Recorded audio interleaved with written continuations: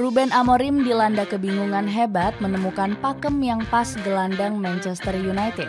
Kurang maksimalnya peran Bruno Fernandes di lini tengah membuat Setan Merah kesulitan mengatur tempo dan kerap kalah dengan para pemain lawan. Kini Amorim sadar jika Bruno nggak bisa bermain lebih ke dalam.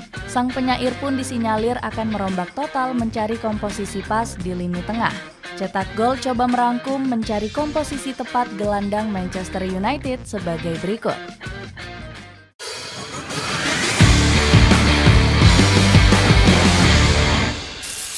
Kurang maksimalnya peran Bruno Fernandes.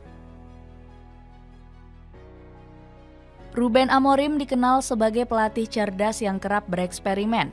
Manajer berjuluk sang penyair ini nggak segan-segan merotasi pemain di luar posisi aslinya. Amorim beralasan kurangnya skuad mumpuni menjadi alasan dirinya kurang konsisten dalam meracik taktik, terutama di lini tengah yang setiap pertandingan komposisinya selalu berubah. Amorim bahkan memberikan peran baru kepada Bruno Fernandes. Gelandang asal Portugal ini dipaksa untuk bermain lebih ke dalam dengan sistem permainan andalannya 3-4-3. Cara ini dilakukan Amorim karena hadirnya penyerang anyar Matheus Cunha dan Bryan Mbeumo.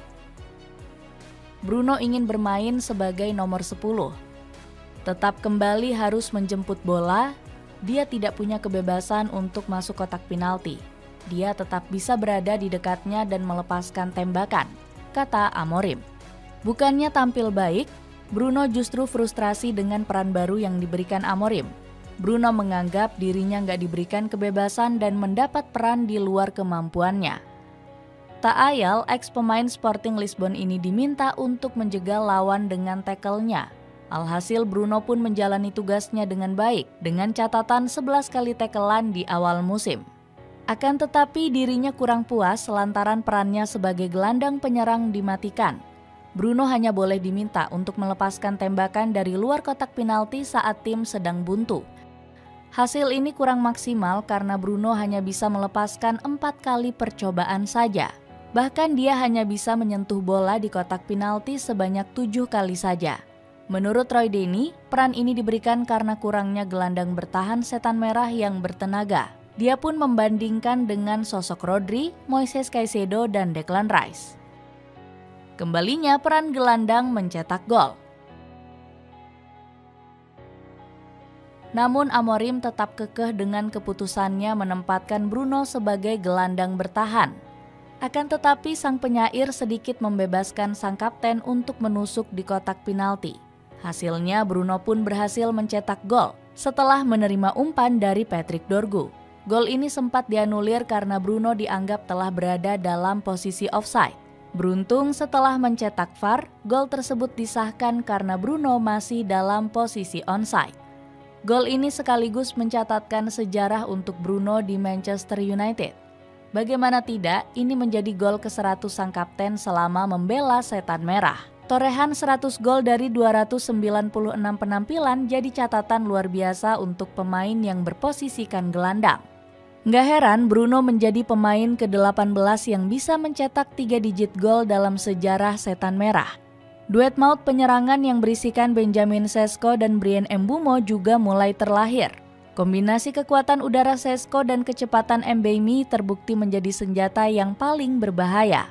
Gak cuma Bruno, Casemiro yang berperan penjegal juga mulai tampil beringas.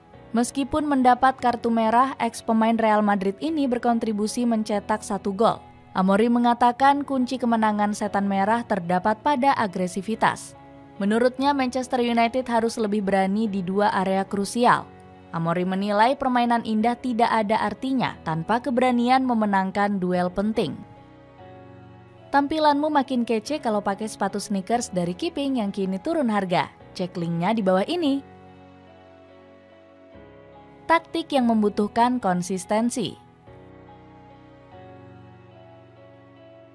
Meski sudah mulai membaik, taktik milik Ruben Amorim masih memerlukan hasil konsistensi. Pelatih 40 tahun ini ogah mengubah pakemnya sekalipun Manchester United didera kekalahan.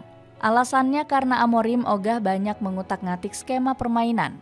Sang penyair bahkan keras kepala mempertahankan formasi 3-4-3 yang dia andalkan di setiap laga. Tidak ada yang bisa mengubah formasi saya. Saya tetap pertahankan meskipun Paus menyuruh saya mengubahnya. Ini tanggung jawab saya sebagai pelatih, tegas Amorim. Nggak heran sikap kepala batu Amorim mendapat kritikan keras dari legenda setan merah. Salah satunya adalah Gary Neville yang geram dengan Amorim yang ogah mengembangkan taktiknya. Saya pikir akan ada tekanan yang diberikan kepada manajer dan kakunya sistem permainan yang ia gunakan. Saya merasa frustrasi melihat United kalah dengan sistem seperti ini, ujar pandit Sky Sport tersebut. Neville juga berani menilai nasib Amorim berada di ujung tanduk jika tetap keras kepala. Menurutnya, sang penyair harus segera mengubah skemanya sebelum fans kehabisan rasa sabar. Saya khawatir dengan posisi Amorim. Saya khawatir dengan apa yang akan terjadi dalam beberapa minggu ke depan, tutup Neville.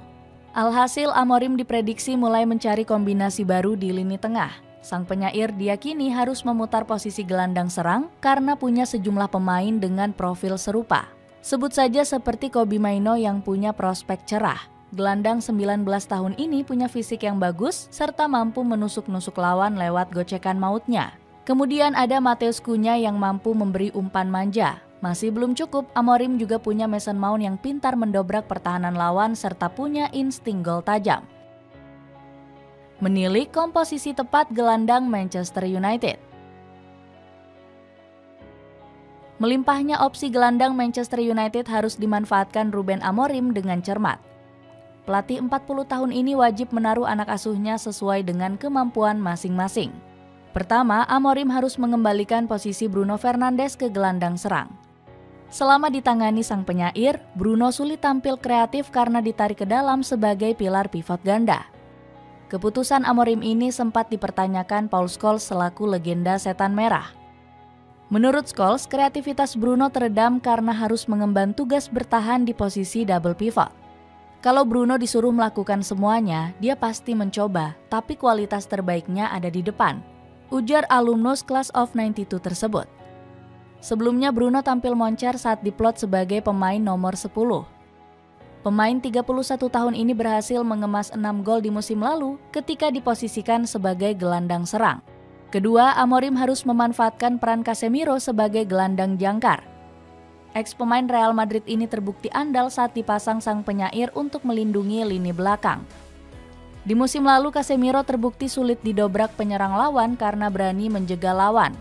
Buktinya pemain asal Brazil ini memenangkan rata-rata 5,83 duel per laga. Casemiro juga berani mengambil resiko demi memutus momentum permainan lawan. Di laga terbaru, pemain 33 tahun tersebut rela diganjar kartu merah agar momentum menyerang Chelsea terhenti. Selain Casemiro, Amorim juga menggunakan Manuel Ugarte sebagai gelandang jangkar. Pemain 24 tahun ini punya kemampuan mengintersep serangan lawan yang cukup baik. Ugarte juga dibekali dengan atribut pendistribusian bola yang baik. Kemampuan ex-pemain Sporting Lisbon ini juga memastikan kreativitas lini tengah setan merah tetap berjalan. Paket bundling dari celana pendek pria yang sangat cocok dipakai berolahraga. Cek linknya di bawah ini. Itulah ulasan mencari komposisi tepat gelandang Manchester United. Bagaimana pendapatmu? Akankah sang penyair mulai sadar diri dan gak berkepala batu? Coba tulis pendapatmu di kolom komentar di bawah ini.